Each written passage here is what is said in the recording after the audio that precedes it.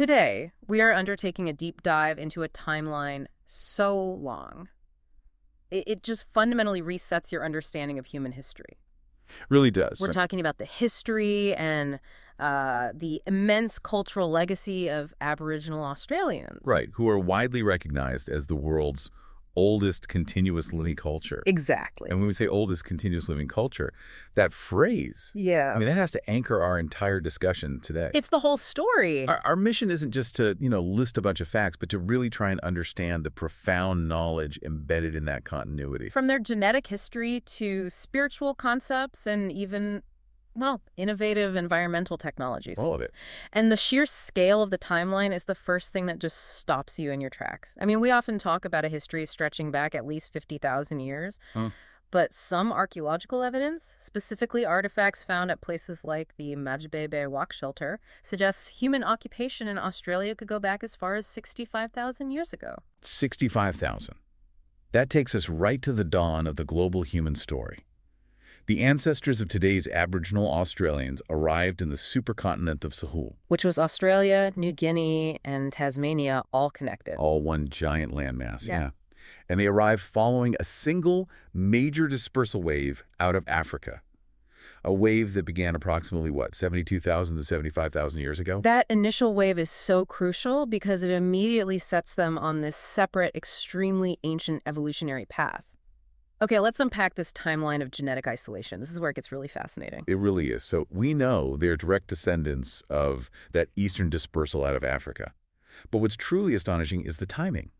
The timing of when their ancestral group separated genetically from all other major Eurasian populations. Okay, when was that? Around 58,000 years ago. 58,000. Wow. What were other populations doing at that time? They were still mixing, still diffusing across what would become that vast Eurasian landmass. To put that 58,000-year figure in perspective, Yeah. the genetic split between the ancestors of modern Europeans and the ancestors of East Asians, that happened much later, roughly 42,000 years ago. So there's a 16,000-year gap. A 16,000-year head start on genetic isolation. It just powerfully underscores the depth of this initial separation in Sahul. That is incredible. But once they arrived on that supercontinent, the divergence didn't stop, did it? They became isolated even from their nearest neighbors. Precisely. We see the genetic divergence between Aboriginal Australians and Papuans happening about 37,000 years ago. And that's fascinating because the land bridge was still there. It was still there. It didn't fully submerge until around 10,000 years ago. So the genetic data is telling us that long before the water completed the separation, those remaining land connections had become, either impassable or perhaps a deep cultural separation had already been established. So even 37,000 years ago, you have communities that are basically neighbors but are already on their own distinct paths. And that internal divergence just continued to ripple across the continent itself. Yeah. By 31,000 years ago, communities within the Australian landmass were already showing genetic distinction from one another. Which makes sense given the size of the place. Exactly. The sheer scale, and you have these dramatically different ecological zones, from the central deserts to the wet tropics of the north. So this is a story of incredible genetic stability over millennia. Yeah. But then we hit what researchers call the 4,000-year mystery. Yeah. Around 4,200 years ago, the pace of cultural change it accelerates dramatically. It's a huge shift. You see the arrival of the dingo. A brand new animal. Right. A big shift in stone tool technology and, crucially, the spread of the Pama-Nyungan language family. Which today is spoken by, 90% of Aboriginal people across the mainland? 90%. And this is one of the biggest paradoxes in Australian history. Rosso. Well, how could a language family, which is linguistically pretty young, spread so rapidly across a continent that's been inhabited by these deeply established, diverse genetic groups for 30,000 years? For a long time, the theory was a new migration, right? Maybe from India? That was the leading theory, yes. And some earlier genetic studies did hint at some minor gene flow that aligned with that 4,200-year mark. But that's not the story anymore. Not really. The most recent really large-scale genomic projects have pushed back hard on that idea. The current theory is, it's kind of startling, the change was driven by an internal dispersal of people. Internal. So from within Australia itself. Exactly. Originating likely from the Northeast, carrying this Pama-Nyungan language and cultural package with them across the continent. Okay, wait a minute. If they were so successful that they unified the language of a vast continent, Why don't we see their genetic footprint? Why didn't they just replace the people they met? And that's the core of the mystery. It challenges all our traditional models. It seems to have been a kind of ghost-like dispersal. What does that mean? It suggests their spread was more about social or cultural influence, Yeah. a superior organizational package, maybe, rather than demographic or military conquest. So they changed the culture but didn't change the gene pool. Exactly. They unified the continent linguistically, but effectively just disappeared into the existing genetic lineages of the groups they influenced. It's a profound reminder that culture can move independently of population. Let's shift now from, these ancient migrations to the core philosophy that governs this entire culture, the dreaming or Jakrupa. Hmm. For most people, the dreaming is just sort of filed away as a myth or a creation story, but that completely misses the point, doesn't it? It absolutely does. Yeah. The definition has to be clear. It is not a historical event that ended. It's an ongoing, dynamic reality that encompasses the past, the present, and the future all at once. So the ancestor beings who created the world. Their spirits are still active and present today. They reside in the landscape, in the animals, and in the people. Which means the landscape isn't just territory or property, it's a living entity. This is what's meant by country. That's it, exactly. Country is not just geography, it's family, it's law, it's identity, it's history. It's the physical manifestation of the dreaming. If you harm the country, you harm the ancestors, and you harm yourself. Let's try and illustrate this with one of the most widespread ancestral beings, the rainbow serpent. Yes, the serpent is central to so many creation narratives, and we have rock art depicting it that dates back as far as 6,000 years. 6,000, so it's one of the world's oldest continuous religious motifs. It has to be.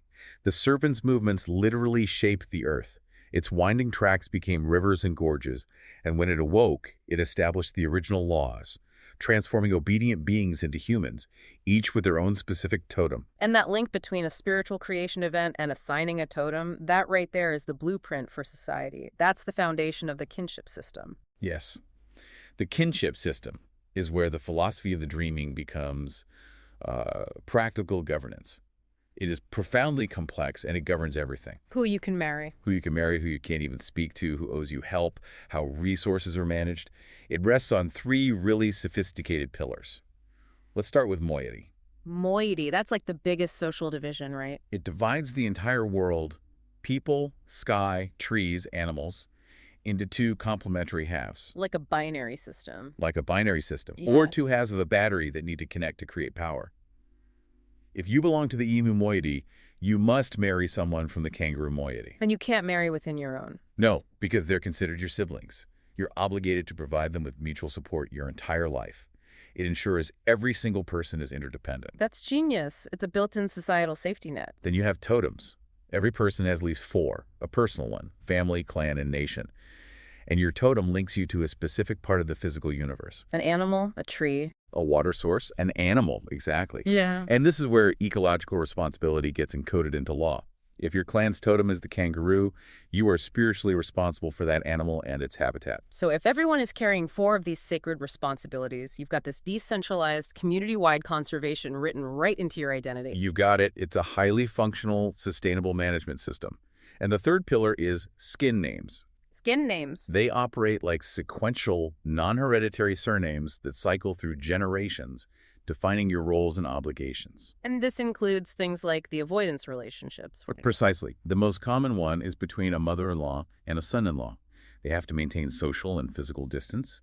These names just ensure societal harmony by defining everyone's place and duties from birth. And all of this incredibly dense, complex structure is passed down orally through ceremony. This is where the corroboree comes in. It's the central educational vehicle. Corroborees are ceremonial gatherings of song, dance, and art, often around a fire at night.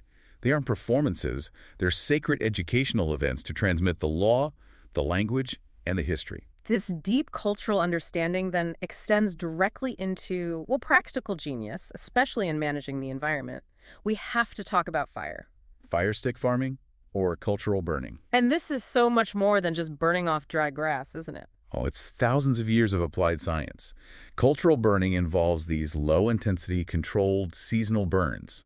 The custodians would read the wind, the moisture of the vegetation, to know exactly when and how to burn. So what was the purpose? What did it achieve? Three critical things. First, it reduced the fuel load, preventing the buildup that leads to catastrophic wildfires. The kind we see now. Exactly. Second, it increased biodiversity by creating what's called a mosaic effect, a patchy landscape of different fire ages and regrowth stages. Providing different habitats for different animals. Perfect habitats. And third, it was a hunting tool. Burning encourages fresh, nutrient-rich grass that attracts game like kangaroos, making hunting predictable. It's why early European settlers often said the Australian bush looked like a managed parkland. Because it was. And the tragic irony is that the disruption of that practice is directly linked to the massive, devastating fires that plague Australia today. It's a painful lesson, isn't it? But this innovation wasn't just limited to fire, it extended to water management, too. Absolutely. The sophistication in aquaculture is incredible. Like the systems used by the Gunditjmara people. The Gunditjmara created these intricate networks of stone channels and traps to manage the flow of water in wetlands, specifically for managing eels. Providing a reliable, sustainable food source. A food source that supported a semi-permanent, high-density population thousands of years ago. This was advanced, sustainable engineering. Shifting to health, Aboriginal bush medicine integrates physical, emotional, and spiritual healing. What are some of the standout remedies? Well, there's enormous regional variation, but emu bush leaves were widely used to sterilize cuts. Red gum kino, which is rich in astringent cannons, was also common. And another fascinating one was using fat from the witchetty grub for earache. And this is where the story takes a really surprising global turn. One of these traditional remedies ended up playing a role in World War II. It's an amazing story. The medicine from the soft corkwood tree, Boisia myoporoides, was found to be a source of powerful alkaloids. Okay. This substance was flown overseas and processed into a remedy given to every single Allied soldier landing on the beaches of Normandy. For what? It's an anti-seasickness treatment for the D-Day invasion. You're kidding. A traditional bush medicine was the secret component ensuring troops could fight when they hit the beaches. That's the story. And that same substance later formed the basis for the pharmaceutical production of scopolamine and hyoscyamine, drugs still widely used today. An entire industry rooted in that knowledge. And finally, we have to touch on the most recognizable instrument, the didgeridoo, or yaki. Yes, the didgeridoo was developed in northern Australia, in Arnhem Land, and rock art suggests it's been around for at least 1,000 years. It requires that special technique called circular breathing to produce its continuous drone. And the science behind it is still revealing benefits, right? It is. Research has shown that practicing the didgeridoo, especially that circular breathing, significantly strengthens the muscles in your upper airway. And that can help with? It can effectively reduce snoring and alleviate the symptoms of obstructive sleep apnea, a practical, non-surgical treatment rooted in this incredible musical tradition. What an incredible journey. I mean, from the oldest genetic lineages on Earth to these highly sophisticated governance systems to revolutionary environmental management. It just shows that survival on such a challenging continent was achieved through this complex, holistic integration of law, society, and ecology. Sustainability was embedded into their very identity. And that cultural legacy remains strong, fueling advocacy today from Aboriginal and Torres Strait Islander people for mechanisms to ensure that knowledge is heard.